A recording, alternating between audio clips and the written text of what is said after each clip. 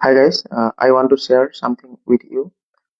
Recently, I got a call from a multinational company, and they were looking someone from Assam and who has a good knowledge about Assamese language. She called me. She asked me about my qualifications, experiences, and asked me about my location. And I said I am living in Guwahati, nearby Guwahati. So then she replied that is Guwahati in Noida area, NCR area, and the person was from South India. Obviously, I checked her LinkedIn profile also, and Truecaller itself it was showing her name, and she doesn't know about Guwahati. See, we know about South India. Even Guwahati is the largest city of Northeast, entire Northeast, but she doesn't even know where is Guwahati. She asked me Guwahati is in Noida.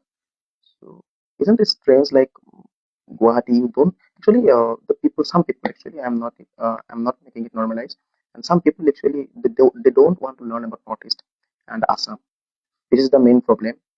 If you don't want to learn about Northeast and Assam, why should we learn about your places, your cultures? Why should we learn about your uh, geography? Give respect, take respect. That is the simple fund. Bye bye.